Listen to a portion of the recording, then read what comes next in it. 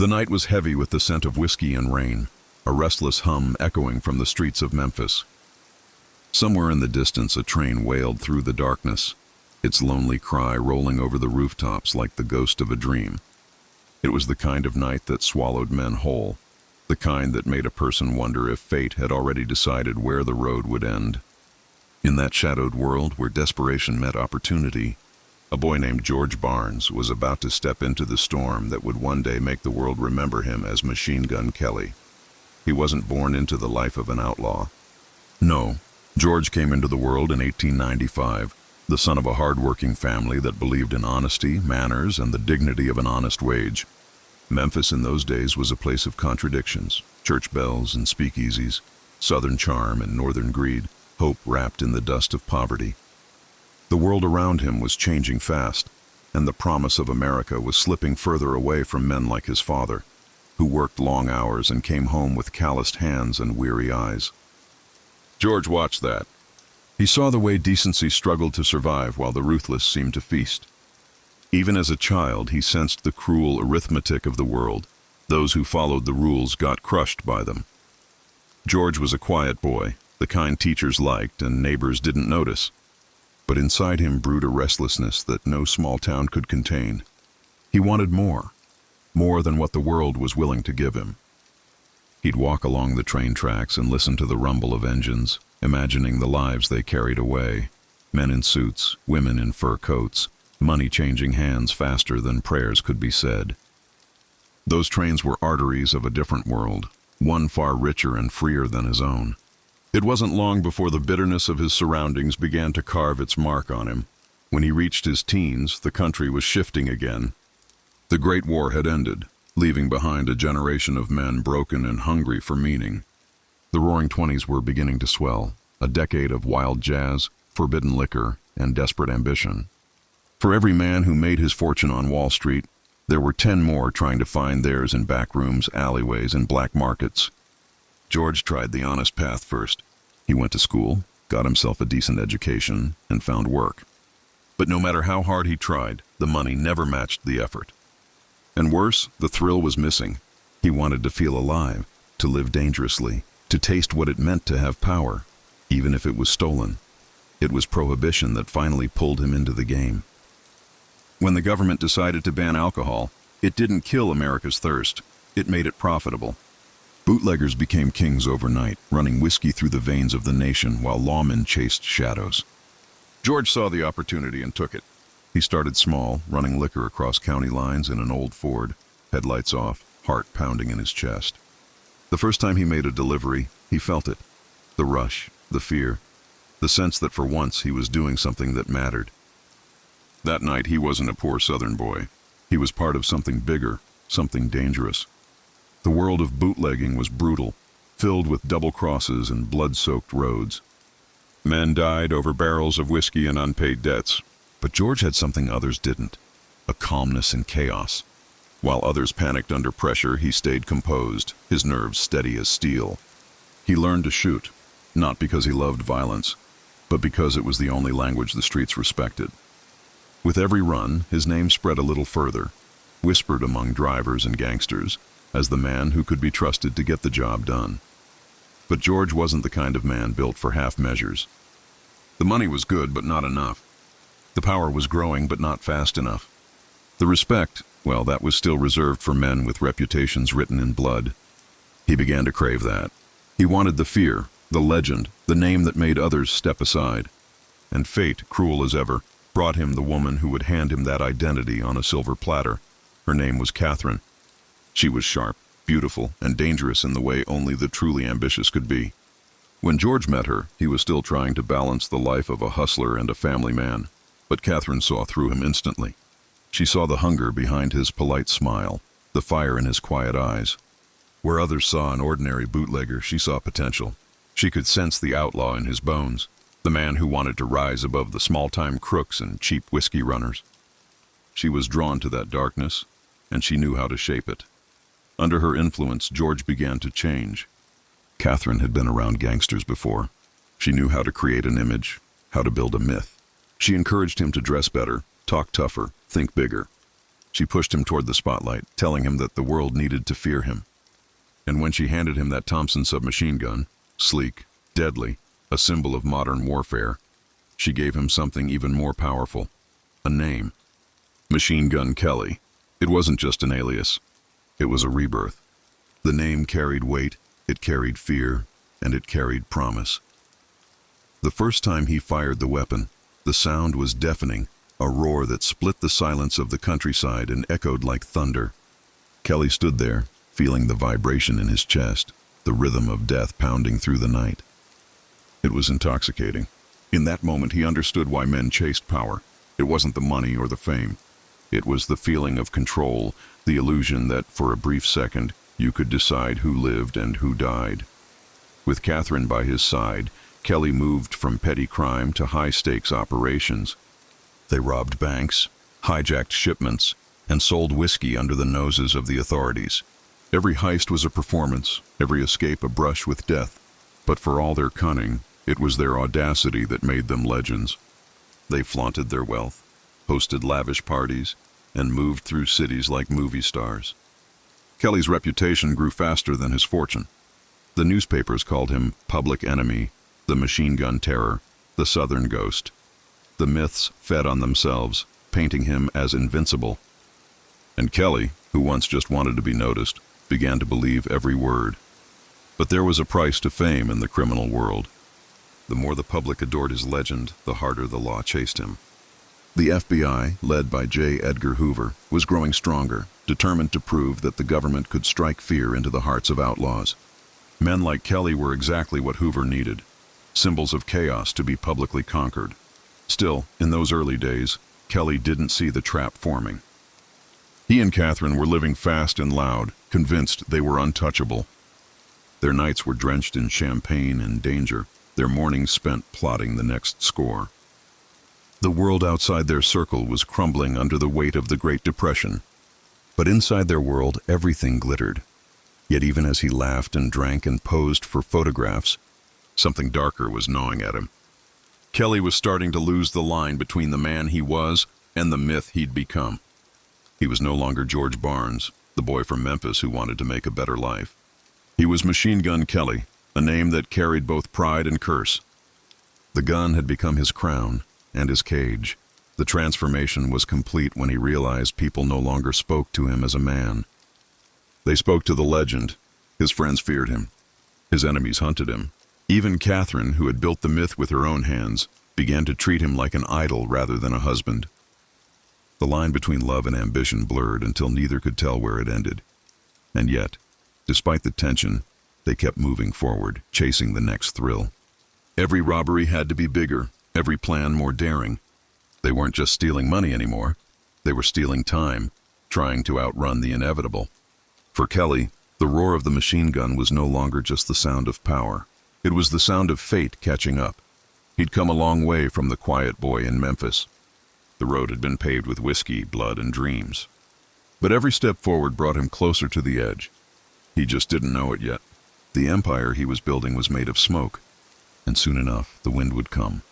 That night, as he sat in a smoky bar with Catherine at his side, the jazz band playing low and sultry in the background, Kelly stared at his reflection in the glass of whiskey before him.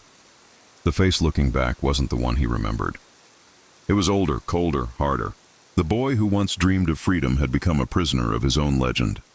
He lifted the glass, took a slow sip, and smiled to himself, a small, knowing smile. The world outside didn't know it yet, but the rise of Machine Gun Kelly was only just beginning. And with every echo of that gunfire, the myth would grow louder until it drowned out the man entirely.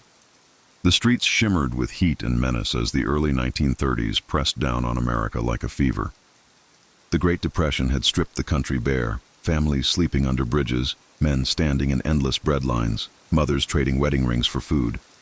In the midst of that despair, men like Machine Gun Kelly were rising to power, carving out their own kingdoms in the shadows. To the desperate, he was a symbol of defiance, a man who took what he wanted when the world offered nothing. To the law, he was a monster. But to Catherine, he was something else entirely, a masterpiece she'd built from scraps and ambition. Together, they became a force that could not be ignored. Kelly and Catherine moved like smoke through the American underworld, from Oklahoma to Texas, Kansas to Mississippi. They drove in stolen cars with polished chrome, the back seats stuffed with cash and whiskey. They stayed in fine hotels under false names, tipping bellboys with 20s and wearing smiles that made suspicion seem impossible. Catherine always dressed in silk and diamonds, her eyes sharp and calculating. She wasn't just along for the ride, she was the one steering it. Kelly might have pulled the trigger, but Catherine pulled the strings. The newspapers began to notice them. Headlines screamed about the glamorous couple with a taste for danger, about the Southern gentleman turned ruthless outlaw. Machine Gun Kelly became a brand, a symbol of terror and style. The press exaggerated every detail, turning whispers into legend. They said he could shoot the wings off a fly with his Thompson. They said he once laughed as bullets tore through a police car. They said he carried a machine gun like other men carried cigarettes. Kelly read those stories and didn't correct them. He didn't have to. The myth worked in his favor. Fear was power, and in those lawless years, power was the only currency that mattered. By 1932, Kelly was no longer just running whiskey. That game had grown small, too crowded, too risky. The real money was in banks and ransoms, in bold moves that shook the nation. Catherine saw it first. "Bootlegging makes you rich," she told him one night, her voice low and smooth, "but kidnapping makes you famous." Her eyes glimmered in the lamplight, and Kelly understood. Fame wasn't a burden for Catherine, it was oxygen. She wanted their names in every paper, their faces on every wanted poster. To her, infamy was immortality. Their first major job together wasn't perfect, but it was enough to prove that they could pull it off. They abducted a wealthy bootlegger's associate, held him for a ransom that made them rich, and vanished without a trace. The operation was fast, efficient, terrifyingly smooth. Kelly's calm precision and Catherine's manipulative genius created a combination the law hadn't seen before. They worked like a machine, ruthless, focused, unstoppable. Every successful crime made Kelly's confidence swell, but with it came a subtle shift in his soul. The man who once operated out of necessity now acted out of pride. He didn't just want the money. He wanted to dominate the world that had once ignored him. He walked into bars unafraid, his Thompson always nearby, his name enough to make men flinch. Even among other criminals, he had become a kind of dark royalty. They spoke his name with awe, but also with caution. There was one moment, one night in a smoky Oklahoma bar, when he realized how powerful he had become. A drunken thug at the counter began bragging about his own robberies, mocking the legend of Machine Gun Kelly. The man said he didn't believe half the stories printed about him. Kelly didn't say a word. He simply stood, walked over, and placed his hand on the man's shoulder. The whole bar went silent. The man turned pale. Kelly smiled, slow and cold. "Believe this one," he said, and the man apologized before Kelly even had to lift a hand. That was the power of reputation, the kind of power that no gun could match. But it was also the beginning of his downfall. Because while the streets whispered his name with fear, the FBI began whispering it too. J. Edgar Hoover was determined to prove his new Bureau of Investigation could bring order to America's chaos. He needed trophies, criminals captured, legends shattered, and none gleamed brighter than Machine Gun Kelly. Hoover's men began collecting rumors, tracking movements, watching patterns. The Kelly name was circled on every board, marked as a top priority. But Kelly didn't care. He was too high on his own myth to see the net closing around him. In the spring of 1933, Catherine set her sights on their biggest prize yet, a kidnapping so bold it would shake the entire country. Her target was Charles Urschel, a wealthy oil magnate from Oklahoma City. He was rich, respected, and predictable. Catherine had studied him for weeks, watching his routines, learning his habits. She knew where he ate, when he played cards, even which nights he preferred to stay home. She presented the plan to Kelly like a stage director handing her leading man his script. "This is the one," she said. "Do this right and they'll never forget us." Kelly hesitated. He knew kidnapping a man of Urschel's stature would bring hell down on them if anything went wrong. But Catherine's voice had a way of cutting through his doubt. She told him they'd be ghosts by the time the money came in. "We'll vanish before the ink dries on the headlines," she said. And just like that, his hesitation melted into adrenaline. The night of the kidnapping was hot and still, the air thick with anticipation. Urschel was playing cards with friends at his home when Kelly and his crew burst through the door, guns raised. The machine gun gleamed under the electric light, its barrel glinting like the eye of a predator. Urschel didn't resist. He knew better. Within minutes, they had him blindfolded, bound, and bundled into the back of a waiting car.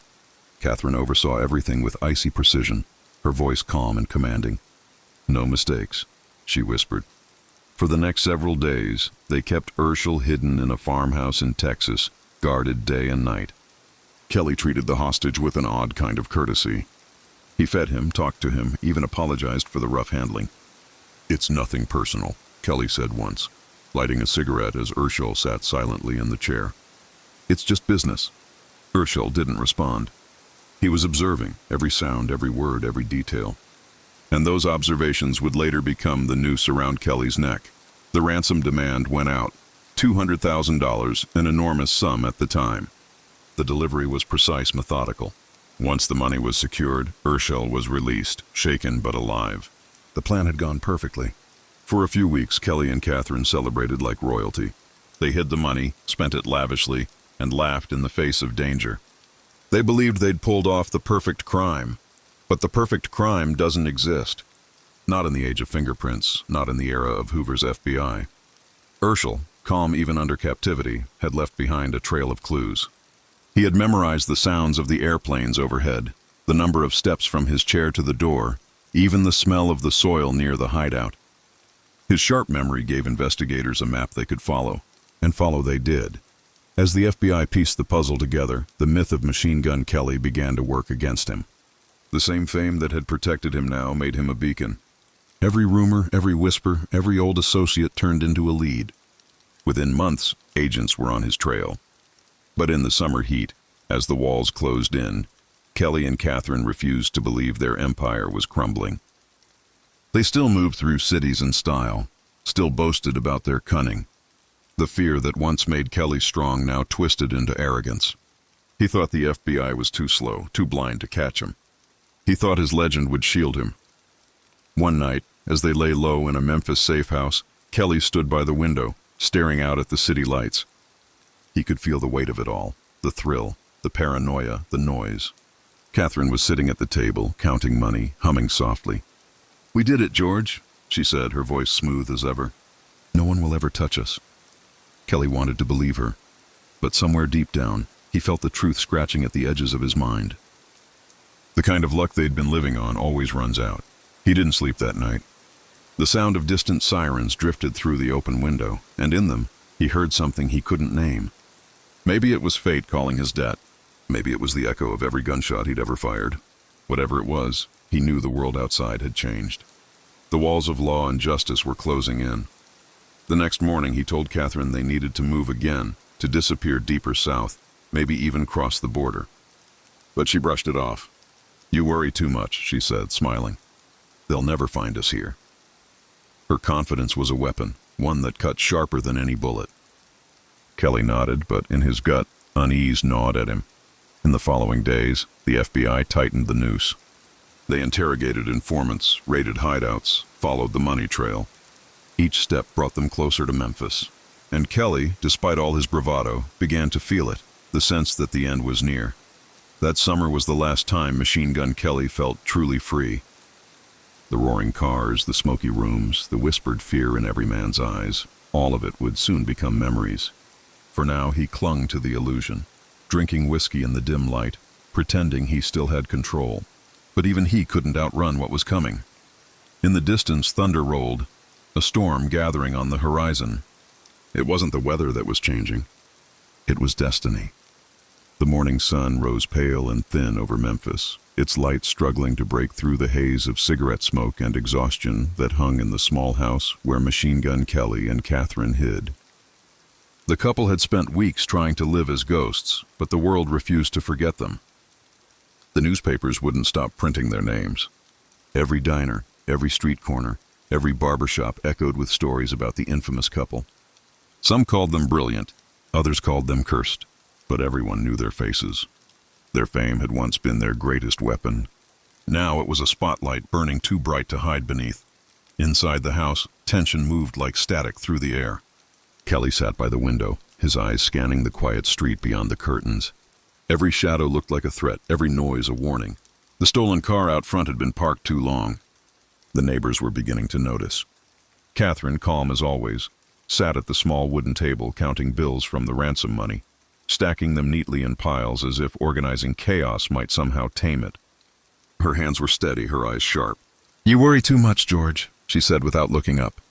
If they were coming, they'd have come by now. Kelly didn't answer. He'd learned not to argue with her confidence even when it made no sense. Catherine believed in their myth, believed they were untouchable because they were famous. But Kelly wasn't so sure anymore. He'd seen too many men who thought they were invincible end up bleeding on the floor. The difference between a legend and a ghost was one bad decision. And lately, he could feel that bad decision breathing down his neck. For days, the pair barely slept. They moved from one safe house to another, relying on old contacts and fading loyalties. Each knock at the door sent Kelly's hand flying to his gun. He was trapped in a loop of suspicion and dread, haunted by the sound of his own name on the radio. The FBI was closing in. He could feel it. Hoover's men were relentless, and unlike the local sheriffs they used to bribe or outgun, these new agents didn't take deals. They were clean, professional, and they were learning fast. One afternoon, a man they trusted, a driver who'd once helped smuggle liquor for them, showed up with news. He was sweating, his voice shaking as he spoke. "They're talking, George. They're saying the Feds got a lead. They're coming for you. They know about Memphis." Kelly's stomach dropped. He stared at the man, trying to read the truth in his trembling eyes. Catherine stood silent, her expression cold. When the man left, she turned to her husband and said, "He's lying. He's trying to scare us." But Kelly knew better. He had seen the man's fear. He had smelled it. The kind of fear that doesn't lie. That night, he couldn't sleep. The floorboards creaked under his pacing boots, the sound of his footsteps mingling with the ticking of the old clock on the wall. Every second felt like borrowed time. He thought about the boy he used to be, the one who dreamed of escape, of living free. Somewhere along the way, he'd built his own prison instead. The fame, the power, the gun, they had become the bars that kept him locked inside. The dawn of September 26, 1933 began quietly. Too quietly. Kelly was sitting on the edge of the bed, cleaning his Thompson gun, when he heard it. A sound so faint he almost missed it. The crunch of gravel outside, then another, then more. Catherine was still asleep beside him, her breathing slow and steady. He moved to the window, pulled the curtain back just enough to see the street. A car he didn't recognize was parked at the corner. A second one appeared moments later, headlights off. His chest tightened. "Catherine," he whispered. She stirred, blinking groggily. "What is it?" "They're here." She sat up fast, her eyes snapping to the window. The faint silhouettes of men were moving through the dawn mist, their shapes disciplined and careful. Not locals, not small-town cops. This was the Bureau. The realization hit them both at once. This was the end. The next few seconds stretched like hours. Kelly grabbed his gun, his fingers trembling against the cool metal. The machine gun that had once made him untouchable now felt heavy, almost mocking. Catherine scrambled for the cash, her instinct for survival still sharp. "We can get out the back," she hissed. But even as she spoke, they both heard it, the sound of boots pounding against the porch. The knock came hard and final, the kind of knock that didn't ask. It announced, "George Kelly." "This is the FBI! The house is surrounded. Come out with your hands up." The words sliced through the silence. Catherine froze. Kelly's mind raced. The front door was blocked, the windows covered. There was no way out. The street was lined with cars, and the men outside were professionals. He could hear the metallic clicks of guns being cocked, the whispered orders. His heartbeat pounded in his ears. For a moment, the legend in him tried to rise, the machine gun Kelly who laughed in the face of danger, who stood tall under fire. But the man inside, the one who'd been running for too long, finally broke through.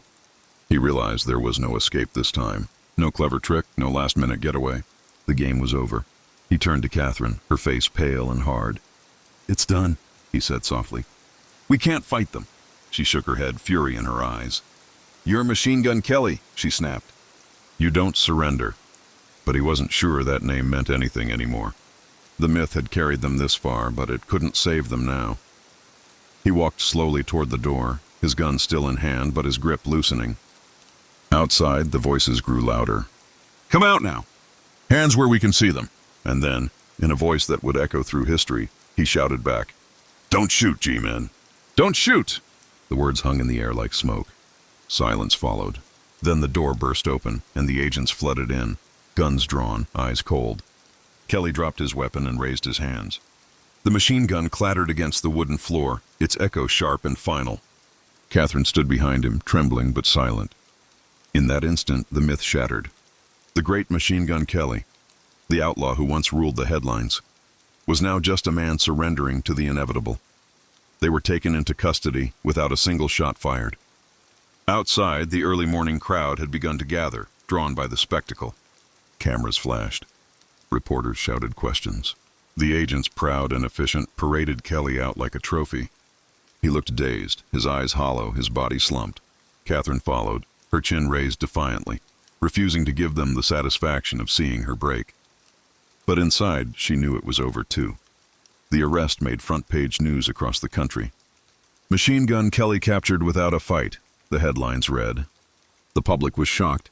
They'd imagined a dramatic shootout, a blazing finale worthy of his legend. Instead, they got surrender. The phrase, "Don't shoot, G-men," became famous overnight, turning Kelly from a feared outlaw into a symbol of defeat. Hoover's FBI celebrated, calling it a victory for law and order. America cheered. The myth had fallen. But for Kelly, the real punishment had only just begun. In the days following his arrest, he was interrogated relentlessly.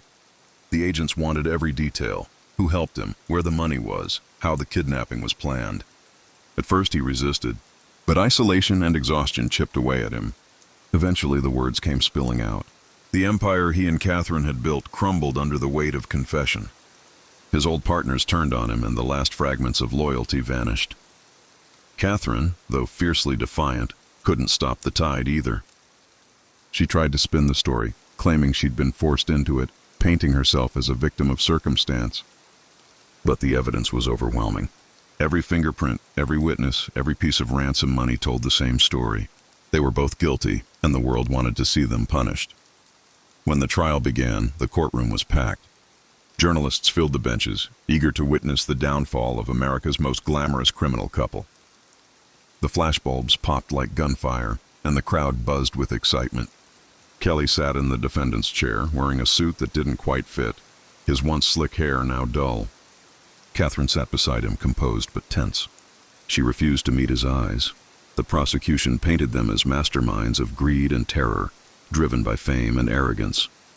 They described the kidnapping in brutal detail, emphasizing the cold precision of the plan. The defense tried to argue that Kelly wasn't the monster the papers made him out to be, that he was a man swept up in circumstances beyond his control. But the jury didn't care about nuance. They wanted justice, and they wanted it loud. When the verdict came, guilty, Kelly didn't flinch. He stared straight ahead, his expression unreadable. Catherine's face hardened, her jaw set. They were both sentenced to life in prison. The crowd outside cheered, their voices rising in a chorus of triumph. The age of the machine gun outlaw was over. That night, in his cell, Kelly sat alone for the first time in years. The walls were bare, the air thick with silence. He could hear distant footsteps echoing through the corridors of the jail. In the stillness, he thought about everything he'd lost: the thrill, the money, the love, the freedom. He thought about the boy from Memphis, the one who once believed he could outsmart the world. And he realized, too late, that he'd only been running in circles. The legend of Machine Gun Kelly had ended not with a roar of gunfire, but with a plea for mercy. The world outside would remember him as a coward, a man who begged instead of fought. But deep down, in the quiet dark of his cell, Kelly knew the truth. He hadn't surrendered because he was weak. He'd surrendered because he was tired. Tired of pretending, tired of running, tired of being a ghost in his own story. Outside, the city slept. The headlines would fade, the photographs would yellow, and the myth would twist itself into something new. But for George Kelly, the man beneath the legend, the story was only half over. The real punishment was yet to come. The cell was small, barely large enough for the narrow cot, the steel toilet, and the man who used to believe he ruled the streets. The clank of the iron door closing behind him had a finality that no gunshot could match. George Machine Gun.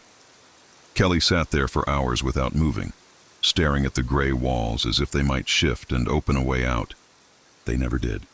The reality of Leavenworth Prison was different from anything he had known. The place smelled of sweat, metal, and lost time. The air itself seemed heavy, as though every breath was weighed down by the years each man inside had already served. When he first arrived, the guards watched him closely. They'd read the stories. They'd seen the headlines. They expected fireworks, violence, maybe an escape attempt. But Kelly disappointed them. He was quiet, polite even, carrying himself not like a killer, but like a man who'd finally run out of energy to fight. The other inmates didn't quite know what to make of him. Some admired him for his notoriety, whispering tales about his machine gun and his kidnappings. Others mocked him behind his back, repeating the infamous line, "Don't shoot, G-men." In a place where pride was currency, surrender was the worst kind of poverty. Kelly heard them, every word. He tried to ignore it, but the whispers crawled under his skin. At night, as the prison settled into its uneasy silence, he'd lie on his cot and hear laughter echo from somewhere down the corridor. The laughter wasn't always directed at him, but it didn't matter. It reminded him of what he'd become. A man whose name once made police tremble was now a joke passed around in the dark. Days turned into months, and months into years. Time in Leavenworth didn't pass, it dragged. The same routine repeated itself with mechanical precision. Wake-up bell, head count, breakfast, labor, lunch, head count again, dinner, lockup. Each day was identical to the last, and each night was a reminder that the world outside kept turning without him. Catherine had been sent to a different prison, and though she wrote letters at first, they grew shorter and less frequent until they stopped coming altogether. Kelly would sit in the common area, pretending to read while waiting for the mail call. Every time his name wasn't called, something inside him tightened. He didn't blame her. He knew what happened to love when it was trapped behind bars. It rotted, just like everything else. Eventually, Kelly was transferred to Alcatraz. The move was meant to break men, and for most it did. The rock in the bay was a fortress of concrete and salt air, a place where escape wasn't just impossible, it was unthinkable. The guards there didn't smile, and the water outside was as deadly as any bullet. Kelly's arrival at Alcatraz made the papers again, though the stories were smaller now, tucked between war headlines and political scandals. "Machine Gun Kelly sent to Alcatraz," one headline read, as if it were the final punctuation mark on a sentence that had gone on too long. Inside Alcatraz, Kelly became just another number. His name meant nothing here. The legends that once defined him didn't matter to the men who shared the yard. He ate the same food, wore the same gray uniform, followed the same rules. But even in that stripped-down existence, something of the old Kelly remained. The way he carried himself, the way he looked people in the eye. There was a faint dignity there, as if he refused to let the legend die completely, even if it was the only thing he had left. Some of the guards, and even a few prisoners, respected that. They began calling him Pop Kelly because he was older than most of them, calmer too. He didn't pick fights, didn't boast, didn't talk about the past unless someone asked. And when they did, he told his story differently now. Not like a man bragging, but like one remembering a dream that had turned into a nightmare. "It ain't what they say in the papers," he'd tell them quietly. Half of it never happened.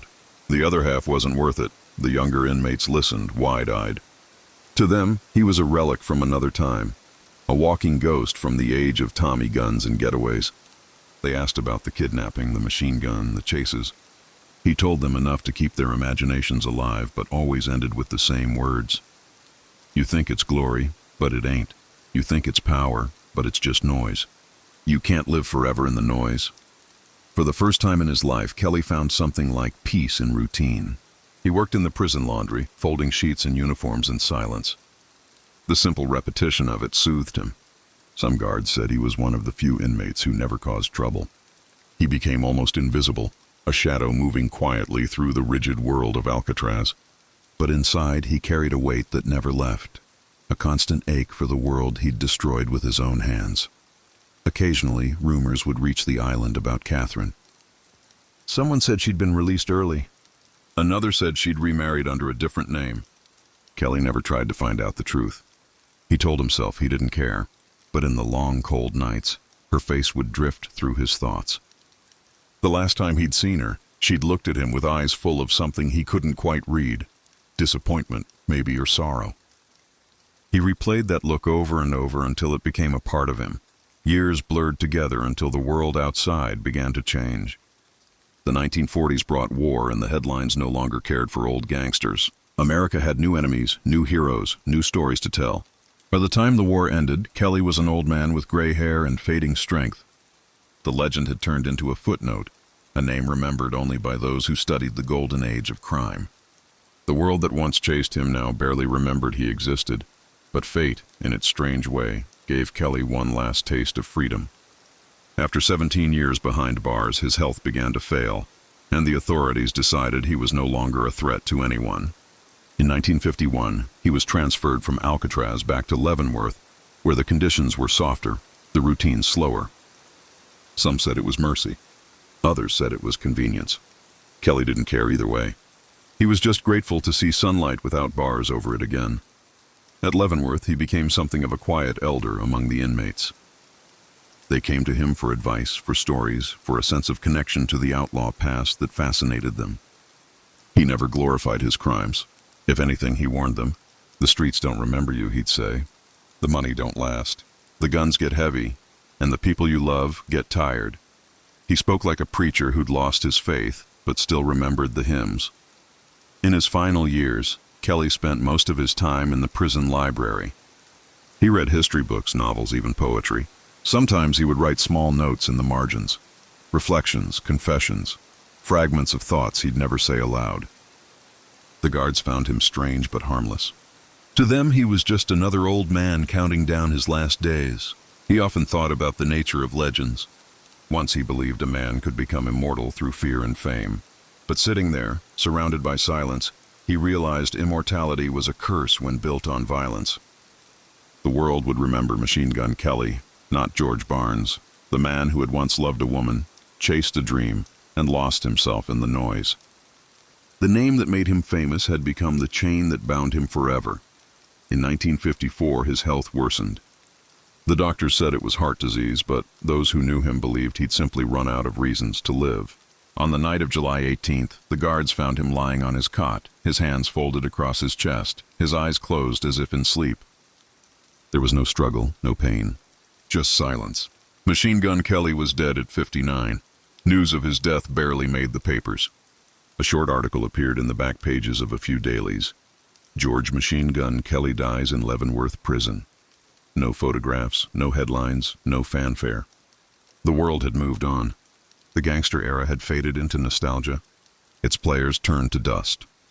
But for those who remembered, the men who'd shared his cell block, the agents who'd hunted him, the few who'd once feared his name, his death carried a strange finality. The last echo of a bygone age had gone silent. In the years that followed, his story became legend again, reshaped by Hollywood and folklore. Movies turned him into a caricature, a trigger-happy madman shouting at agents who never existed the way the world remembered them. The truth, like the man himself, was lost to time.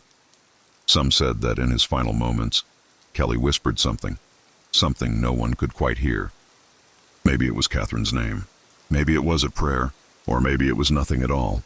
Just the last breath of a man who had once believed he could outrun destiny. And so, in a small forgotten cell in Kansas, one of America's most infamous outlaws slipped quietly out of history. The noise that had defined his life finally faded, leaving only silence. Outside the prison, the sky was clear and endless, and the world kept turning, as it always had. Somewhere far away, a boy might have been reading an old newspaper headline, staring at the black and white photo of Machine Gun Kelly with awe, never realizing that the man behind the myth had died long before his body did. In the end, George Kelly Barnes got what he always wanted, to be remembered, but not in the way he'd hoped. The legend lived on, but the man was gone, leaving behind only a story, one that blurred the line between fear and foolishness, glory and tragedy. The world would remember the outlaw, but no one would remember the man who just wanted to stop running. The years following George Machine Gun Kelly's death turned his story into something unrecognizable. History has a strange way of polishing its villains. sanding down their rough edges, turning chaos into nostalgia. The America that once trembled at the sound of a Thompson gun now sold toy versions in department stores. The men who once carried automatic weapons across dusty back roads became myths told in smoky bars and late-night radio shows. And among them, Machine Gun Kelly's name shone with a peculiar kind of infamy, half-truth, half-legend, and wholly misunderstood. In the decades that followed, his story was retold so many times that the real man vanished beneath the weight of exaggeration. The newspapers had painted him as a trigger-happy madman, a roaring beast who lived and died by the gun. The movies made him worse, louder, crueler, more dramatic. But those who had truly known him, those who had crossed paths with him in the flesh, remembered a man far more complex. They spoke of a man shaped by desperation, sharpened by the times, and destroyed by the myth he helped create. Kelly had been both a product and a victim of his own performance. After the war, as America entered its age of prosperity and paranoia, the gangster era became a fascination for writers and filmmakers. The old names Capone, Dillinger, Bonnie, and Clyde Kelly were repackaged into entertainment. They were no longer criminals. They were archetypes. Machine Gun Kelly became the blueprint for the Hollywood outlaw, dangerous, charismatic, and doomed. His machine gun, that Thompson with its drum magazine and polished wood grip, became more famous than he ever was. But the truth about Kelly's legacy lay in the contrast between the myth and the man. He was no criminal genius, no ruthless mob boss controlling an empire from the shadows. He was a man who stumbled into infamy, driven by pride, greed, and the intoxicating pull of fear. And if he had one real talent, it wasn't his aim. It was his ability to become a story. Catherine had seen that in him long before the world did. She understood how easily the public could be manipulated, how hunger for drama could turn an outlaw into an icon. In many ways, she was the architect of the legend that would outlive them both. In the quiet corners of history books, the details of Kelly's real life were eventually unearthed by researchers and biographers. They traced his roots to Memphis, to a boy named George Barnes who'd once dreamed of something better. They found fragments of his life before crime, a father who worked hard, a mother who believed in decency, and a young man who lost his way when the world lost its balance. The Great Depression didn't just steal jobs, it stole hope. Men like Kelly filled the void left behind by that loss, using guns instead of ambition, fear instead of faith. By the time the 1960s rolled around, a new generation was beginning to look back at figures like him with strange affection. The counterculture saw gangsters not as villains, but as rebels, symbols of resistance against a system that had failed too many. Kelly's story, stripped of its tragedy, became another tale of defiance. The real pain, the fear, the moral decay, all of that was forgotten in favor of the romance of the outlaw life. The image of Machine Gun Kelly, the tailored suits, the fedora, the grin behind the machine gun, was more marketable than the truth. But history has a way of correcting itself, even if it takes decades. In the 1980s and 1990s, historians began to revisit his life with new eyes. They looked past the tabloid headlines and propaganda, peeling away the myths.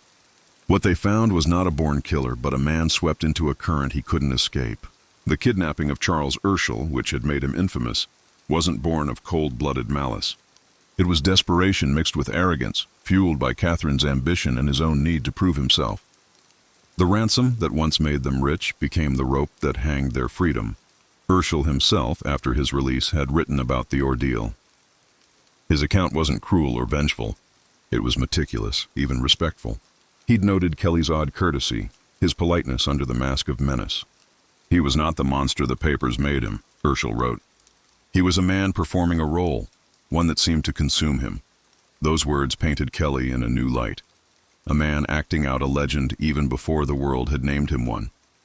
As time marched on, the story of Machine Gun Kelly became less about crime and more about identity, how a man could be devoured by his own invention, how the world could take a broken soul and make him famous for the very thing that destroyed him.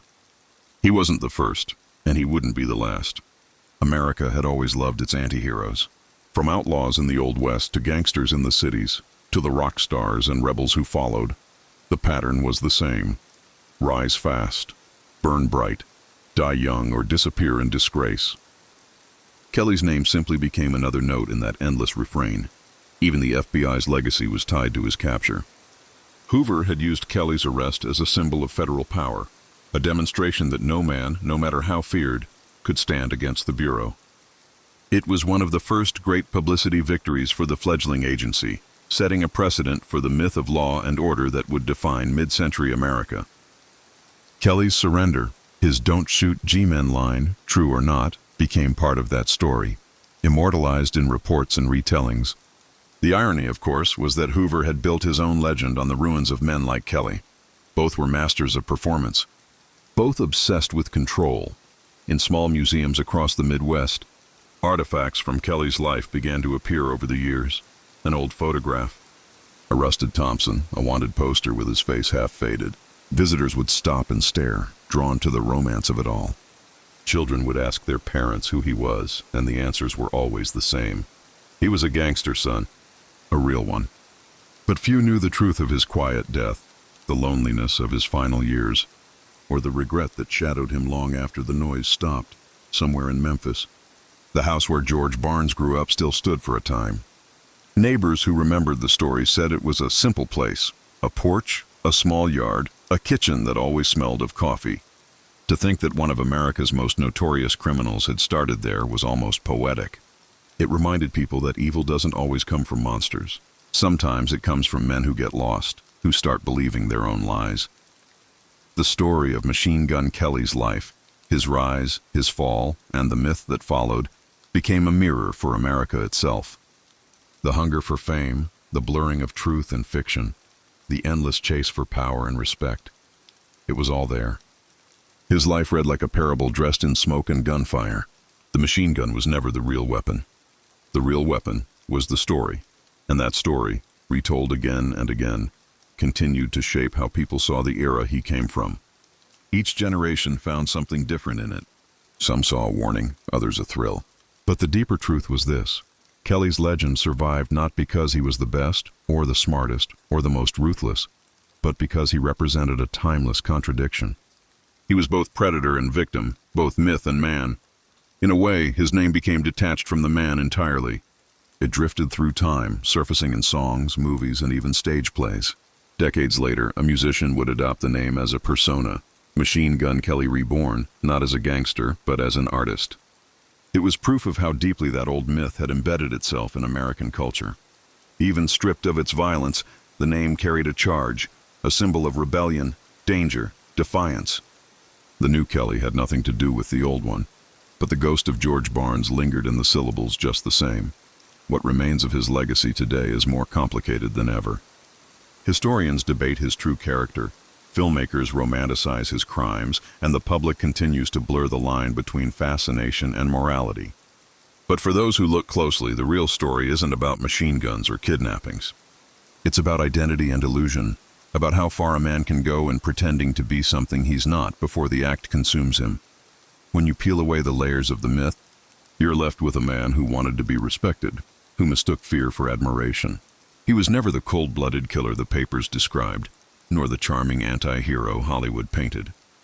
He was something in between, ordinary enough to be tragic, dangerous enough to be unforgettable. If there's a lesson buried in the dust of his story, it's this: power built on fear is an illusion, and fame without purpose is a prison. George Barnes lived both, and in the end, they took everything from him. The world might still remember Machine Gun Kelly, but it long ago forgot the man who lived beneath the name, and maybe that's fitting. After all, he spent his life chasing immortality. He got it, but at the cost of everything that made him human. So the legend endures, whispered in documentaries, flickering across old film reels, retold in podcasts and YouTube channels that dig into the dark corners of history. Each retelling adds something new, some detail to keep the fire alive, because that's what stories do. They outlive their makers. Machine gun. Kelly's gun has long since rusted, his crimes long since punished, but his name still echoes like the rattle of distant gunfire across time. And somewhere in that echo, the ghost of George Barnes still lingers, watching, waiting, wondering if the world ever truly knew him at all. The night air outside the Oklahoma plains carried a stillness that could make a man hear his own regrets whisper back to him. Long before the headlines, long before the machine gun, George Kelly Barnes was just another face in the crowd, a restless soul trying to find a way to matter in a world that seemed determined to forget him. The boy from Memphis hadn't grown up dreaming of fame, crime, or violence. He had grown up dreaming of respect, something that seemed to slip through his fingers no matter how hard he reached for it. Before he ever became Machine Gun Kelly, before Catherine changed the course of his life forever, he was simply a man caught between who he was and who he wanted to be. George's childhood was marked by the quiet struggles of the American South in the early 1900s. Memphis was a city of contradictions, gospel hymns floating from church windows while bootleggers ran whiskey down back alleys. His father worked long hours, sometimes gone for days, hauling freight and fighting to keep food on the table. His mother, a strict but loving woman, believed in the Bible and hard work. George, however, believed in something else: luck. He was the kind of boy who rolled dice behind the barn, who could charm a teacher into giving him a second chance, who could lie without flinching when caught doing wrong. But those weren't signs of evil yet. They were signs of survival. He was clever, quick-witted, always looking for the shortcut through life's long roads. School bored him. Honest work seemed like a trap. He wanted something faster, something that didn't come from waiting his turn. When the 1920s came, bringing prohibition and the wild lawlessness of the era, George saw opportunity everywhere. While America tried to stay dry, men like him got rich off the thirst of others. The underground economy was booming: speakeasies, bootleggers, smugglers. It was a criminal gold rush, and George Barnes dove in head first. He started small, running liquor across state lines. He wasn't violent then, just ambitious. His charm opened doors, and his quick mind found loopholes where others saw danger. But as the profits grew, so did the risks. The police were cracking down, rival crews were fighting for territory, and betrayal lurked in every deal. That's when George began to change. He learned to carry a gun, learned to talk less and trust even less. He grew sharper, colder, more cautious. Every time he made it through another run without getting caught, it reinforced the illusion that he was invincible. Money came fast, but it left faster. He lived recklessly, drank heavily, gambled away half of what he earned. His marriage to Geneva Ramsey, the mother of his child, began to fall apart under the weight of his double life. She wanted stability. He wanted glory. By the late 1920s, he was no longer the man she had married. The warmth that once lit his eyes had turned into something else, a hunger that couldn't be satisfied. When she finally left him, taking their child, George told himself he didn't care. But deep down, a bitterness began to take root. Alone and adrift, he sank deeper into the underworld. He started working with more dangerous men: smugglers, thieves, killers. It was around this time he began to use a new name. George Barnes sounded too ordinary, too weak. He needed something that made people remember him, something that carried weight. The name Kelly came from a friend, a name that sounded rougher, more American, more memorable. It fit the persona he was building. But the legend didn't truly begin until he met Catherine Thorne. Catherine was unlike anyone George had ever met. Beautiful, manipulative, ambitious, she was a force of nature. Where others saw a charming hustler in George, she saw potential. She saw a man who could be molded into something larger than life. Their relationship began as a partnership in crime, but it quickly evolved into something deeper, darker. Catherine was drawn to danger the way some are drawn to light. She wanted power, attention, control, and George became her instrument for all three. It was Catherine who gave him the nickname that would define him forever. She started calling him Machine Gun Kelly, not because he carried one, but because it sounded terrifying. She told the newspapers stories about his shooting skills, his ruthlessness, his unshakable nerve. None of it was true at first, but it didn't matter. The world believed it, and once the myth took hold, George began to believe it too. He bought his first Thompson submachine gun soon after, more for the image than the utility. When he held it, he felt powerful. The sound it made when fired was deafening, a roar that could make anyone flinch. For a man who had always felt overlooked, that sound was intoxicating. Together, George and Catherine crafted the persona of Machine Gun Kelly like artists painting a masterpiece of fear. They started dressing the part: sharp suits, polished shoes, expensive hats. They stayed in luxury hotels under fake names, always paying in cash, always leaving before dawn. Catherine handled the press when she could, planting stories that made them sound untouchable. It was theater, and America was watching. But beneath the glamour, George was still the same man he'd always been, a mixture of bravado and insecurity. He wasn't as cruel as his reputation suggested, nor as fearless. The truth was, he often hesitated before pulling the trigger, often second-guessed his own decisions. Catherine saw this weakness and despised it. She pushed him harder, feeding his ego when it served her, belittling him when it didn't. She would whisper in his ear that he wasn't just another crook, that he was a king. And he wanted so badly to believe her. As their crimes escalated, so did the attention. The FBI began tracking them after a series of high-profile robberies. But the real turning point came when Catherine proposed the idea of kidnapping Charles Urschel. George knew it was too risky, that it would bring the full weight of the law crashing down on them. But Catherine had a way of making danger sound like destiny. "You want to be remembered, don't you?" she said one night, her voice soft and cutting. "This is how legends are made." And so he agreed. The kidnapping changed everything. When they took Urschel, George thought it would be a clean job. Get the money, release the man, vanish. But he underestimated the intelligence of his hostage and the persistence of the Bureau. Within days of Urschel's release, federal agents were piecing together a trail that led straight to Kelly and Catherine. When they were finally caught, George realized just how deep the myth had buried him. The FBI treated him not as a man, but as a monster, the embodiment of America's criminal chaos. Hoover himself used the case as proof that the Bureau could tame the lawless frontier. George's surrender, the supposed "don't shoot, G-men" moment, became the symbol of his downfall, repeated in papers from coast to coast. Whether he said it or not no longer mattered. The world had already decided that Machine Gun Kelly, the fearsome outlaw, had begged for mercy. In that moment, the legend turned against him. The persona that had made him powerful became his prison. Behind bars, George tried to shed it, but it clung to him like a curse. Even in Alcatraz, men mocked him with his own nickname. He couldn't escape the echo of his past. The gun, the glamour, the fame, it had all been smoke. And now he was left choking on it. If you trace the line of his life, from the dusty Memphis streets to the stone walls of Leavenworth, you see the pattern of a man trapped between two worlds, the one he wanted and the one he created. The tragedy of Machine Gun Kelly wasn't that he was evil, but that he was ordinary. He was proof that sometimes the most dangerous men are not those who love violence, but those who love attention. The real irony of George Barnes's story is that he found what he was looking for all along: immortality. The newspapers that once condemned him are long gone. The cities he terrorized have changed. The faces that feared him have turned to dust. But his name, his myth, still circulates through time like a ghost. Children who've never heard of Charles Urschel still know the sound of a Thompson gun, still recognize the name Machine Gun Kelly.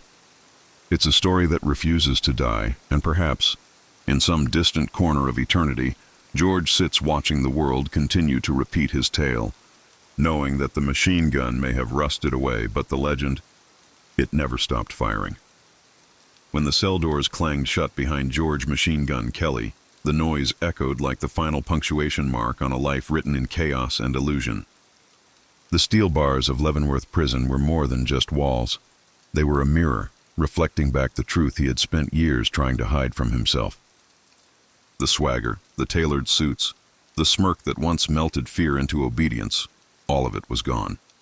What remained was a hollow man, a creation of his own mythology, trapped by the very legend he and Catherine had so carefully crafted. The newspapers called him a coward, a blustering fake who folded the moment the G-men closed in. And the truth? The truth was murkier than anyone wanted to admit.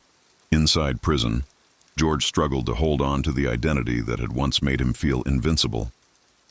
At first he played the part, keeping his chin high and his voice sharp, telling other inmates stories about his escapades, the kidnappings, the gunfights, the close calls. They'd listen for a while, curious, maybe even impressed. But over time, they realized that Kelly's bark was louder than his bite. Some called him Pop Gun Kelly as a joke, whispering it behind his back.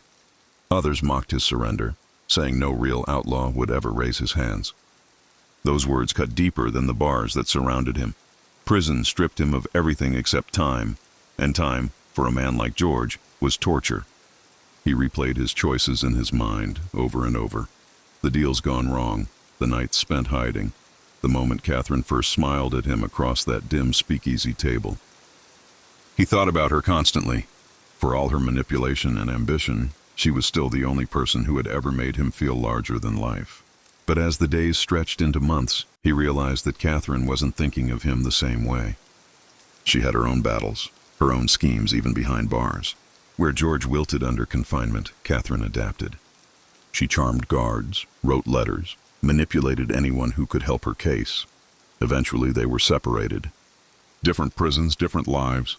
George tried writing to her, but the letters grew shorter with each exchange. The flame that had burned so fiercely between them was fading into smoke. Without her, George felt the full weight of his insignificance. He wasn't Machine Gun Kelly anymore.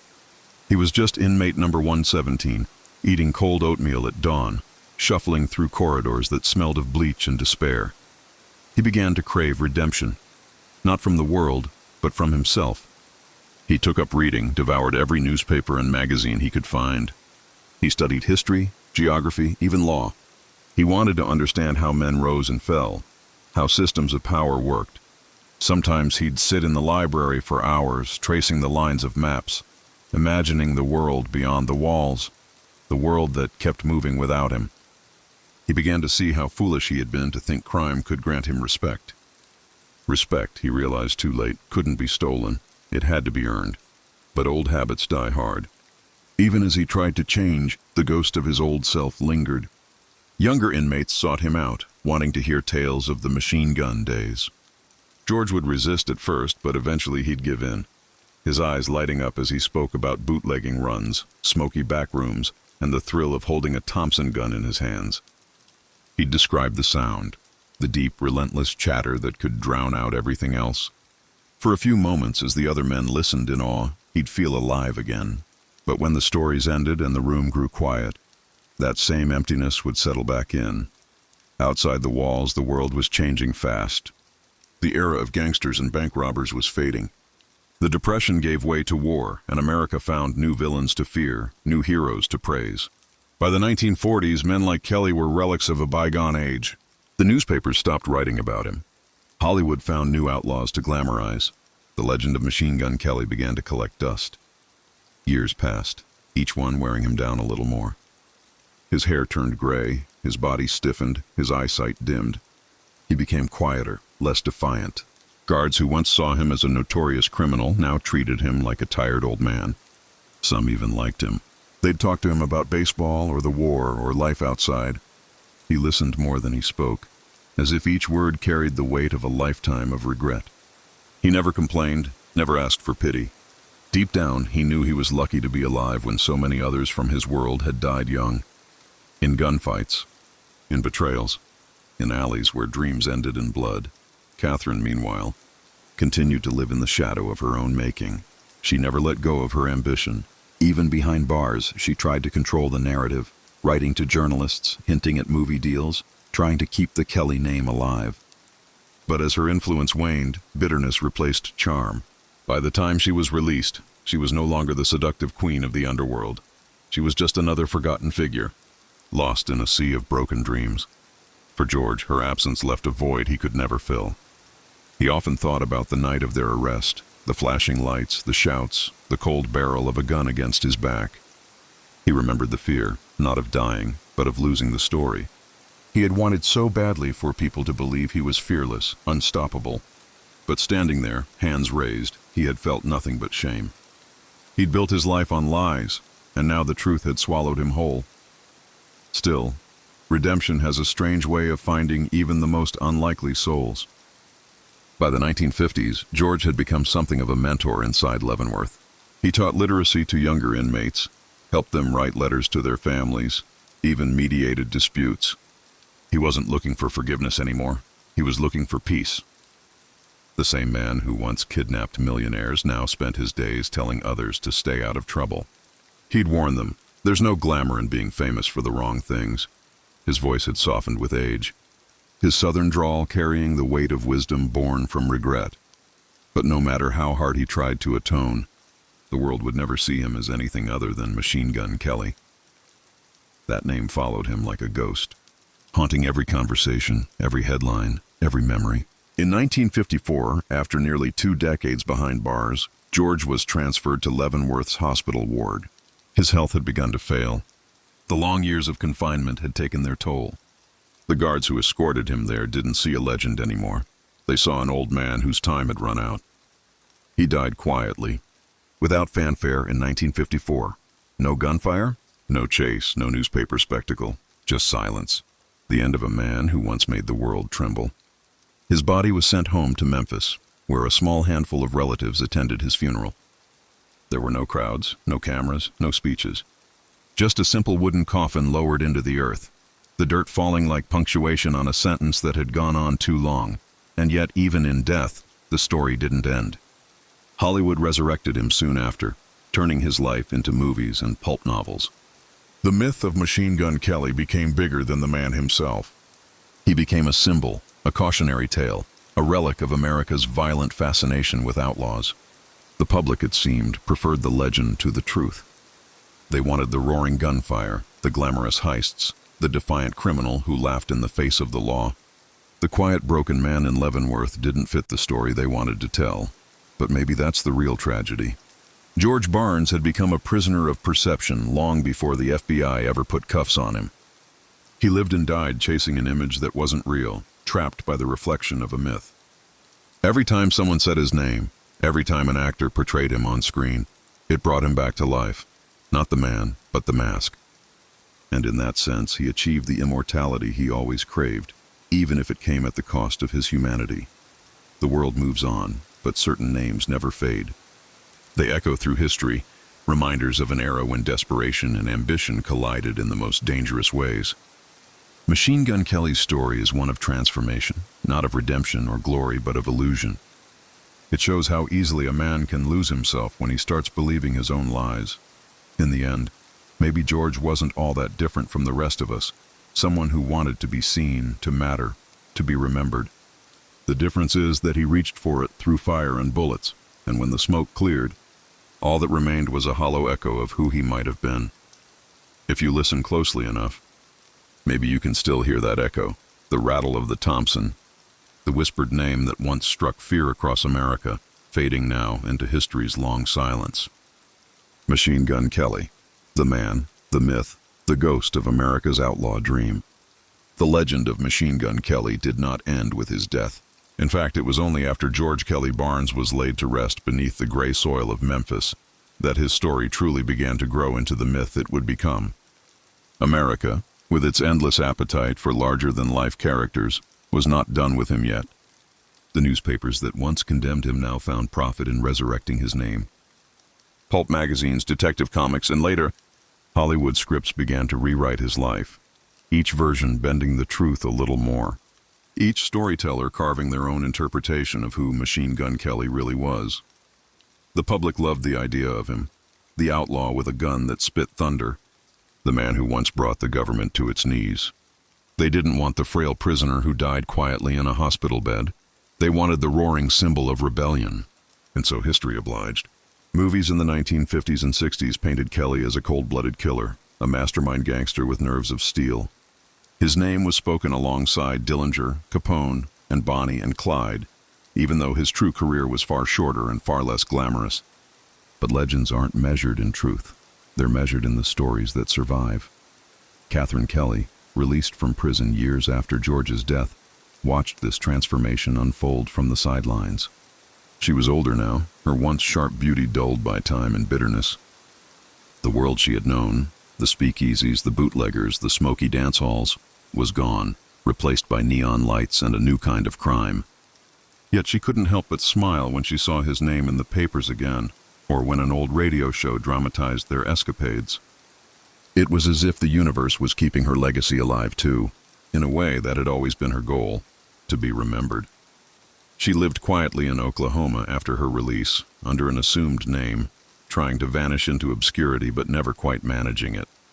Reporters would occasionally track her down, asking for quotes or interviews. Sometimes she'd indulge them, spinning the same half-truths that had made her infamous years ago. George wasn't a bad man, she'd say softly, her voice trembling with a mixture of nostalgia and regret. He just wanted to be somebody. Those who met her described her as distant, haunted by her own mythology. The woman who had once engineered a legend now found herself living as its last witness. But the myth was out of her hands. It took on a life of its own, carried by generations that romanticized the Prohibition era. As America moved further into modernity, men like Kelly became symbols of something more than crime. They became embodiments of rebellion against the system. To a country that had once starved through the Depression, these outlaws represented the fantasy of control, of taking what the world refused to give. Even if they were murderers or thieves, they had something ordinary people didn't: freedom. That's the strange paradox of men like Machine Gun Kelly. They become saints of sin, idols of defiance. The truth doesn't matter anymore. It's the feeling they evoke that keeps them alive. Decades after his death, when film studios turned his story into entertainment, they stripped away the desperation and humanity that defined him. The movies made him ruthless, calculating, and unstoppable. They made him a monster worth admiring, and maybe that's what America needed: a villain who reflected its own hunger for power and fame. Somewhere in the 1970s, old-timers who had lived through Kelly's heyday began telling stories that blurred fact and fiction completely. They spoke of gunfights that never happened, of bank robberies that weren't his, of secret hideouts and shootouts under the moonlight. The man who once surrendered without firing a shot was now being remembered as a fearless gunslinger. Even his last words were rewritten to sound more cinematic. In life, George Kelly was desperate for respect. In death, he got more than he could ever handle. Historians tried to correct the record over the years, but it hardly mattered. Every correction only fueled curiosity. The myth was too strong, and perhaps that's because George's story was more than a gangster tale. It was an American tragedy. He was the embodiment of a dream gone wrong, of ambition corrupted by illusion. In his rise, people saw the intoxicating promise of reinvention. In his fall, they saw the price of pretending to be someone you're not. Behind the spectacle of his crimes lies something deeply human, a man who wanted to be remembered. That desire, so ordinary, so universal, is what made his story timeless. Every generation has its own Machine Gun Kellys, men who trade truth for fame, who build empires out of lies, who mistake notoriety for immortality. The only difference is the setting. Where George used guns and getaways, today's legends use cameras and headlines. The thirst for recognition never dies. It just changes shape. In the archives of the FBI, somewhere deep in a cabinet marked by dust and time, there's a file on George R. Kelly. Inside are black and white photos, mugshots, fingerprints, faded reports from agents who hunted him down. There's one image that stands out, a photograph of him right after his arrest. He's sitting in a chair, his hands cuffed, his face calm but tired. His eyes, though, tell a different story. They aren't the eyes of a fearless outlaw. They're the eyes of a man who's realized, too late, that the story got away from him. If you could step into that photograph, if you could ask him one question, maybe, was it worth it? You might see a flicker of recognition behind those eyes. A flicker that says no, but it made me unforgettable. Because that's the tragedy of Machine Gun Kelly. He wanted to live forever, and he got his wish, but not in the way he imagined. His name became shorthand for a weapon, a symbol of violence and power. Few even remember that there was a man behind it. That Machine Gun Kelly wasn't born, it was made. George Barnes, the boy from Memphis, was buried long before his body hit the ground. He was buried under layers of invention, under headlines and legends that distorted his reflection. The boy who wanted respect became the man who sold his soul for it. And when he realized the price, it was too late to buy his way back. Still, there's something poetic about how his story lingers. It's as if the past refuses to stay buried, whispering through the corridors of American history.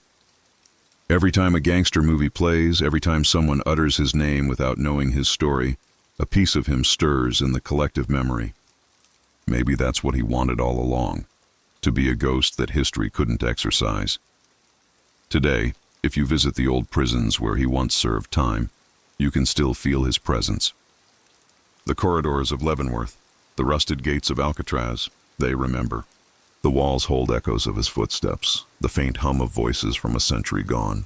The guards who once shouted his name are gone, the men he shared cells with long forgotten, but the air still carries the residue of legend.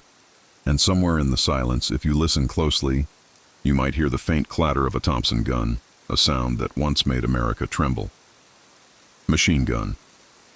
Kelly's story is not one of glory, but of warning.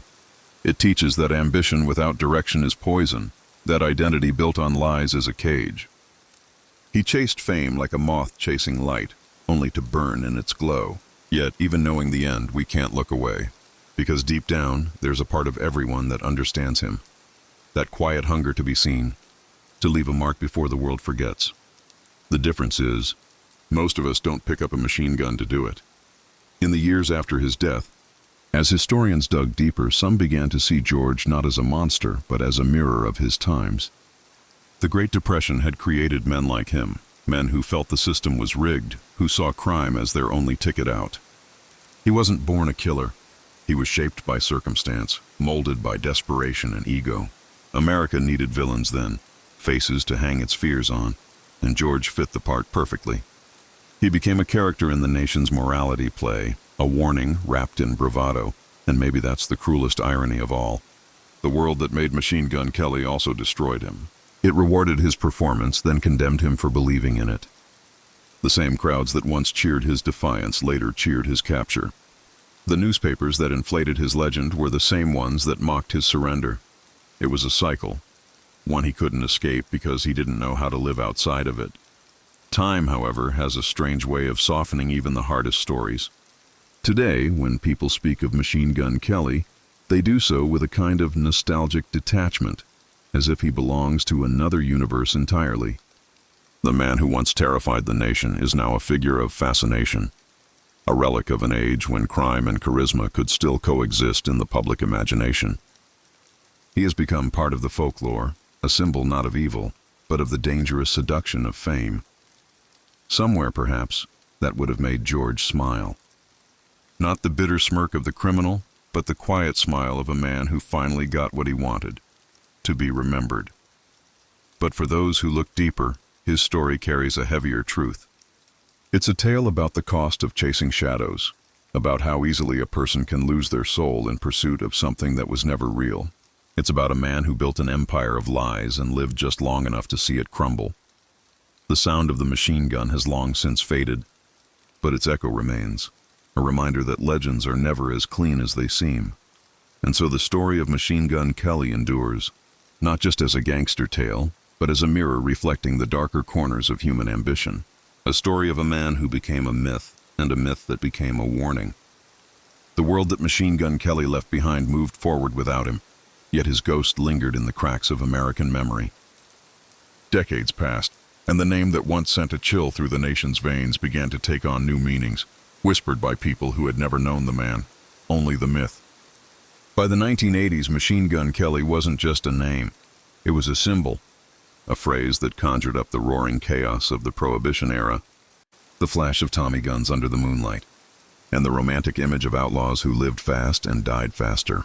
The newspapers that once painted him as a monster were long gone, their pages yellowed and forgotten, but his legend was alive in another form, in the stories passed from one generation to the next, in the movies and songs that borrowed his name, in the imagination of a country that had always found beauty in rebellion. It was strange how time could reshape a villain into a folk hero. For the young people of that new age, George Kelly Barnes wasn't a figure of fear, but fascination. They didn't see the broken man in Leavenworth, or the tired eyes that stared at the prison ceiling night after night. They saw the idea of him, the rebel, the defiant spirit, the man who refused to bow down. They saw freedom wrapped in violence, power wrapped in legend, and in a way, that was the truest punishment of all, even in death. George had lost control of his own story.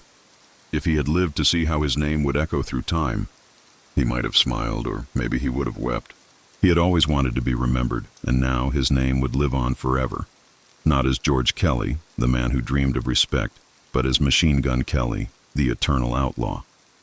His story would be retold 1,000 times, each retelling twisting the truth just a little further from the man he had once been. In one version, he was a ruthless killer who left a trail of blood across the Midwest. In another, he was a tragic hero, undone by love and pride. Some painted Catherine as the mastermind behind it all, others as his victim. The real story, the human story, was lost in the noise, but history, no matter how distorted, has a pulse of its own. And sometimes, if you look close enough, you can still find the truth beating faintly beneath the myth.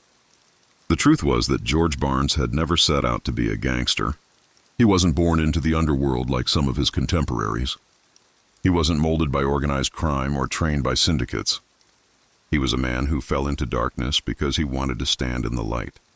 The irony, cruel and poetic, was that the light he chased was artificial, a flicker of fame that burned him alive. In the years after his death, scholars began digging into his real life, peeling back the sensational headlines and half-truths. What they found wasn't a master criminal, but a deeply flawed man, restless, insecure, driven by ego and circumstance. His so-called empire was small and short-lived. His kidnappings were desperate attempts at survival, not grand gestures of defiance.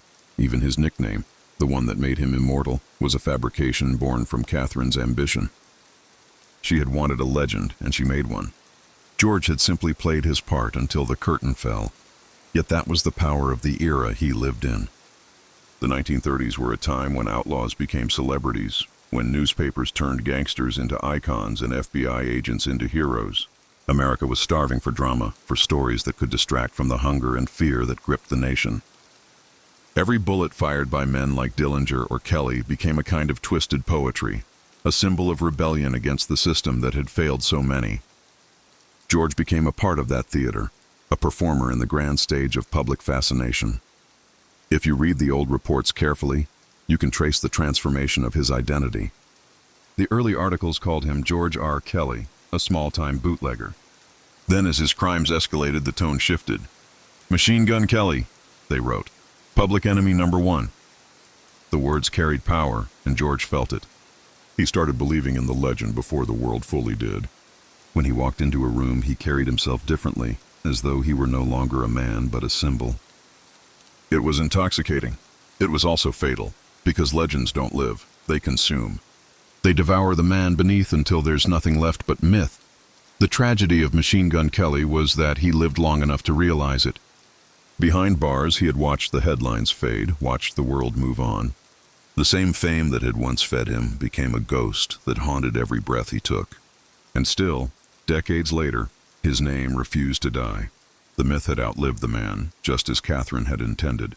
Catherine herself passed away in the mid-1980s, long after her husband's name had become a pop culture echo. She died quietly, almost anonymously, in a small town where no one recognized her. There were no headlines, no cameras, no one to record her last words. Perhaps that was fitting. The woman who had once craved attention more than anything else in the world left it behind without ceremony. But in her own way, she had won.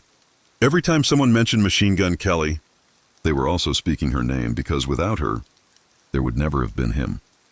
By the 1990s, George Kelly Barnes had become more idea than memory.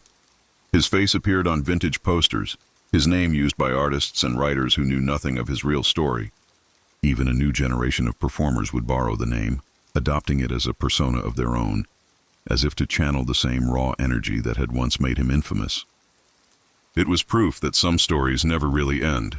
They just change shape, molded by the times that retell them.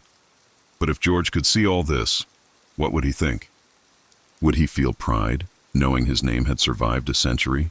Or would he feel sorrow, realizing the truth of who he was had been buried beneath layers of exaggeration and fantasy? There's something almost biblical in his tale. The rise, the temptation, the fall, and the eternal echo. He sought power through fear and ended up powerless. He sought immortality through violence and found it only through the lies he left behind. And yet, for all its darkness, there's something undeniably human about his journey. He was not a monster, but a man chasing meaning in a world that had none to offer him. The same hunger that drove him to crime is the hunger that drives artists, dreamers, and fools. The need to be remembered, to prove that one's life mattered. He just chose the wrong way to chase it. If you walk through Memphis today, you can still find remnants of the world he once knew. The narrow streets, the red brick buildings, the smell of old whiskey in the air. It's all still there, though changed by time. Somewhere beneath that earth lies George Kelly Barnes, the man who became a myth. His grave is simple, unassuming, almost invisible. Tourists don't flock to it like they do to Capone's. There are no flowers, no tributes, just a patch of grass and a name carved in stone. And maybe that's the cruelest joke of all, that the man who wanted to be unforgettable now lies in near total obscurity while his alter ego lives on in movies, music, and legend. But maybe that's fitting. Maybe that's the universe's way of setting the balance right. The myth survives, but the man rests in peace. Still, when you think about it, Machine Gun Kelly's story isn't just a gangster story. It's an American story. It's about the relentless pursuit of identity, about the way this country creates heroes and villains out of the same clay. It's about the fragile line between truth and perception, and how easily we mistake one for the other. It's about ambition that burns too hot and leaves only ashes behind. There's a line somewhere between admiration and warning, and George Kelly walked it his entire life. He wasn't as cruel as his legend, nor as brave. He wasn't the fearless outlaw the papers described, nor the coward some believed he was at the end. He was both and neither, a man shaped by circumstance, undone by pride, and immortalized by the lies he helped create. Every story like his leaves behind a lesson, and his is no different. His life teaches that image without integrity is a hollow victory, that fame without purpose is a prison all its own. And perhaps most of all, it reminds us that even legends have hearts that beat and break like the rest of us. As the years stretch further from his time, the myth of Machine Gun Kelly continues to evolve. He's no longer the outlaw of the 1930s. He's a symbol of the timeless allure of danger, of the dark romance of rebellion. His story is told in podcasts, documentaries, and digital spaces he could never have imagined. People still debate who he really was, still argue over what he said the night he surrendered. In that sense, he's achieved something close to immortality. Not the kind he wanted, but the kind that endures. Somewhere out there, in the quiet corners of memory, George Barnes is still walking the dusty roads of Memphis. A young man with dreams too big for his world. Somewhere, Catherine is still whispering in his ear, urging him toward greatness. And somewhere, the rattle of the machine gun still echoes, faint but eternal, reminding us that some legends never die. They just change the name of the story. Time has a way of softening the edges of even the sharpest stories.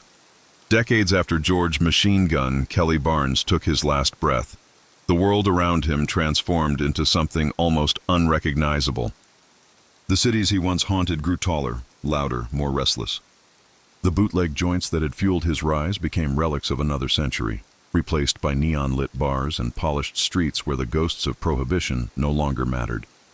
Yet somehow, even as everything changed, his legend refused to fade. It lived on like cigarette smoke in an empty room, thin, lingering, but impossible to ignore. In the shadows of American folklore, Machine Gun Kelly became less of a man and more of a reflection, a mirror of the country's fascination with danger, fame, and self-destruction. His story didn't just belong to him anymore. It belonged to everyone who ever wondered what it would feel like to have the world trembling at their name.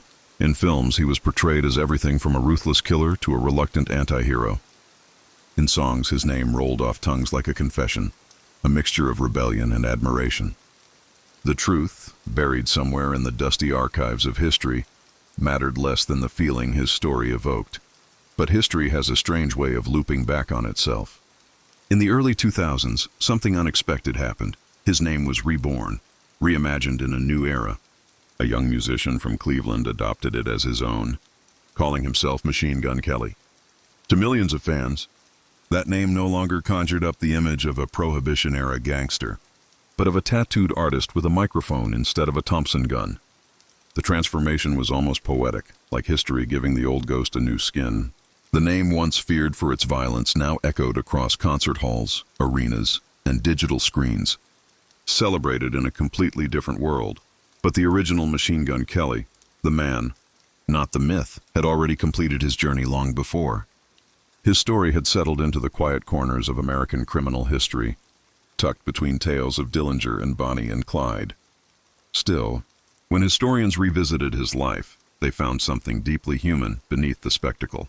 They found a man who, for all his bravado, had been afraid. A man who never truly fit into the role he had created for himself.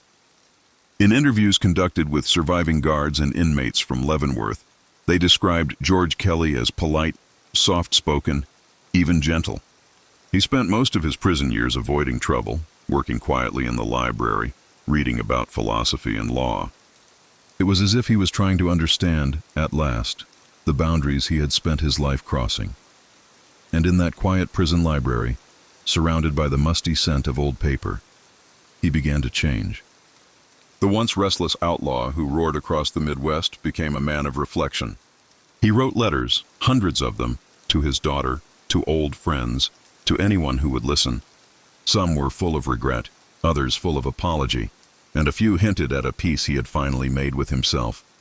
In one letter, he wrote that he wished he could step outside the walls of the past. But of course, the past was the one prison that never let him go. When the news of his death reached the outside world in 1954, it barely made a ripple. There were no grand obituaries, no headlines screaming his name. America had moved on to a new era of criminals, organized, calculating, more dangerous in quieter ways. The old-school gangsters were relics of a bygone time. But in the small circle of those who had known him, there was a certain sadness. A guard at Leavenworth reportedly said he wasn't the monster they made him out to be, just a man who got lost in his own story. That sentiment, perhaps, summed up George Kelly's entire life. And yet, even as his name faded from the newspapers, it took root in culture. By the late 1950s, filmmakers began mining the past for inspiration. The gangster genre exploded, and the name Machine Gun Kelly was too powerful to ignore. In 1958, a film bearing his name hit theaters, starring a young Charles Bronson. The movie, grim and atmospheric, reimagined him as a cold, brutal figure, a man driven by greed and fear. It wasn't historically accurate, but it was electric, and it reignited public fascination with the myth. Once again, George Kelly Barnes was larger than life. His flaws polished away, his failures rewritten into cinematic glory. But reality, of course, was never so glamorous. His real story was quieter, more fragile. Behind the myth stood a man who spent his final decades in confinement, his fame reduced to a shadow of itself. When he wasn't reading or writing, he walked the prison yard in silence, eyes low, voice soft. The other inmates didn't see the machine gun in him anymore. They saw an aging man who had outlived his own legend. Sometimes, when the night was calm and the air carried the faint hum of trains passing in the distance, he would sit by the window and listen. Perhaps in those moments, he imagined the open roads again, the rush of the getaway, the roar of the engine, the laughter of Catherine beside him. Catherine, even after everything, her ghost followed him. She had been both his creation and his undoing, his love and his curse. In the early years of his imprisonment, she wrote him letters, passionate, manipulative, laced with the same fire that had once burned between them. But as time passed, the letters stopped. She remarried, moved on, reinvented herself once more. The woman who had once demanded to be remembered vanished into anonymity. But the strange irony remained.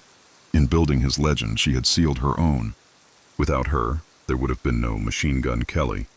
Without her ambition, George might have lived and died as an ordinary man, just another hustler lost to the tides of the Depression. Historians often argue about whether George or Catherine truly led their descent into crime. Some say he was weak, easily influenced, drawn in by her intensity. Others insist he was the one who lit the fuse. But perhaps the truth lies somewhere in between. They were two people caught in a storm, feeding each other's hunger for something more. They wanted to feel important in a world that kept reminding them they weren't. Together they built a fantasy so powerful that even the government had to acknowledge it. The FBI's relentless pursuit of them wasn't just about justice. It was about spectacle, about proving that the Bureau could match the legends the media had created. Hoover needed villains like Kelly to make heroes like himself, and so their story became part of something much bigger, the creation of America's law enforcement mythos. Every bullet fired, every chase, every headline contributed to a national narrative where good and evil were clear, even if the truth was far murkier. Machine Gun Kelly's fall wasn't just personal, it was symbolic. His capture marked a turning point, a declaration that the age of wild outlaws was over, replaced by the cold precision of the federal machine. But in that very defeat, he achieved the immortality he had always craved. Over the years, writers would continue to revisit his life, searching for meaning in the contradictions. Some painted him as a victim of circumstance, a man crushed by the weight of a myth too big for him to carry.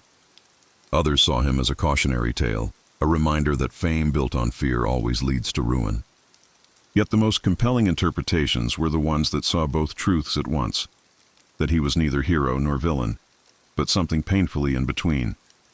And maybe that's why his story endures. Because it mirrors something deeply human, the struggle between who we are and who we want the world to believe we are. Machine Gun Kelly wasn't destroyed by bullets or betrayal. He was destroyed by illusion, by the need to live up to a legend he didn't even create. By the time the real George Barnes understood that, it was too late.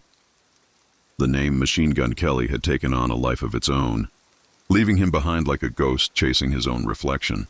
Today, if you stand outside Leavenworth and look toward the horizon, you might imagine him there still, an aging outlaw sitting in the yard, staring at the distant light of the setting sun.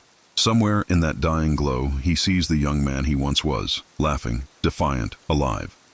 And maybe, just maybe, he smiles, because in the end, for all his failures, for all his regrets, he did get what he wanted.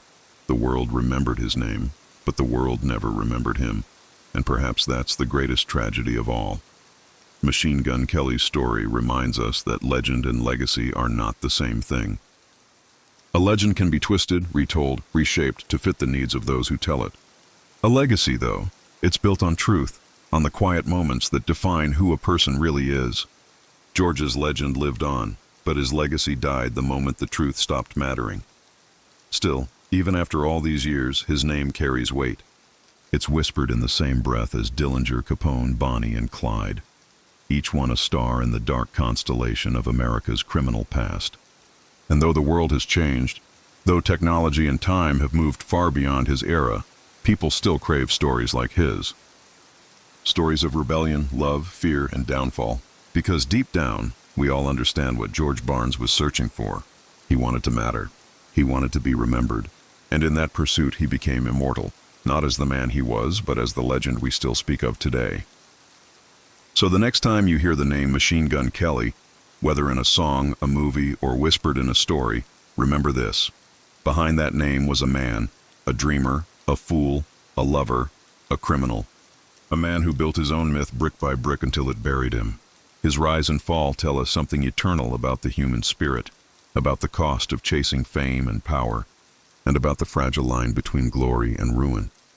And as we close the chapter on his story, perhaps that's the most fitting way to remember him, not as a monster, not as a hero, but as a reminder that every legend is born from a heartbeat, and every myth begins with a man who wanted more than the world could give him.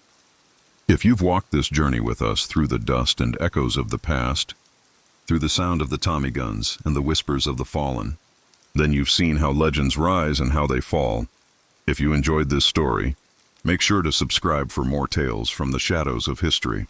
There are countless more waiting to be told, stories of ambition, betrayal, and redemption, stories that remind us how thin the line really is between greatness and downfall.